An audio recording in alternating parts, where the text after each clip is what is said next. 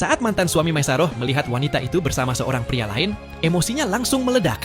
Dengan penuh amarah, ia segera menghampiri mereka dan menanyakan apa hubungan mereka sebenarnya. Pria itu bahkan masih menyebut dirinya sebagai suami Maisaroh. Namun dengan tenang, Maisaroh langsung mengingatkan bahwa pria itulah yang membawa wanita simpanan ke dalam rumah mereka sendiri. Mereka sudah resmi bercerai. Karena itu, mantan suaminya tidak lagi memiliki hak untuk mengatur hidupnya. Saat Maisaroh mencoba pergi tanpa memperpanjang pertengkaran, mantan suaminya justru menuduh bahwa wanita itu sengaja mencari pria baru hanya setengah bulan setelah perceraian demi membalas dendam kepadanya. Mendengar ucapan tersebut, teman lama Maisaroh langsung naik pitam. Pria itu segera menggok-gok mantan suami Maisaroh dan mengatakan bahwa seorang pria yang telah mengkhianati pernikahan tidak memiliki hak untuk menuduh mantan istrinya. Ketika pria tersebut hendak kembali menyerang, Maisaroh buru-buru menghentikannya. Namun mantan suaminya justru tersenyum puas. Ia mengira Maisaroh masih melindunginya seperti dulu. Tetapi dugaan itu langsung hancur. Karena sesaat kemudian, Maisaroh justru membalasnya dengan tamparan keras. Dengan tatapan dingin, Maisaroh memperingatkan mantan suaminya agar tidak pernah lagi muncul di hadapannya.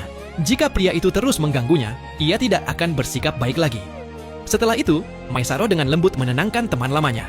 Ia mengatakan bahwa memukul pria seperti mantan suaminya hanya akan mengotori tangan dan membawa masalah yang tidak perlu.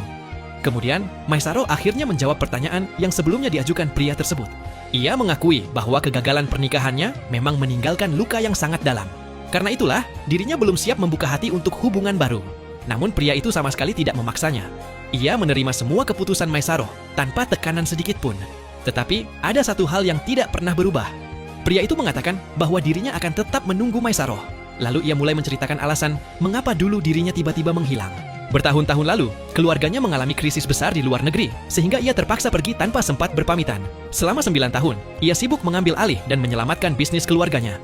Namun ketika akhirnya kembali, ia baru mengetahui bahwa kedua orang tua Maisaroh telah meninggal dunia dan wanita itu sudah menikah dengan pria lain. Maisaroh berkata bahwa semua itu sudah berlalu. Namun pria tersebut menggeleng pelan. Baginya, semuanya belum benar-benar selesai. Karena selama bertahun-tahun, ia selalu menyesal telah kehilangan Maisaroh. Dulu ia sadar bahwa penyesalan tidak bisa mengubah apapun. Dan setelah 9 tahun berlalu, ia mengira Maisaroh pasti sudah melupakan dirinya.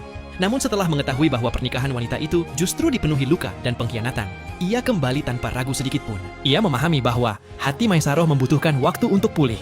Dan karena itu, ia berjanji akan terus menunggu sampai wanita itu benar-benar siap.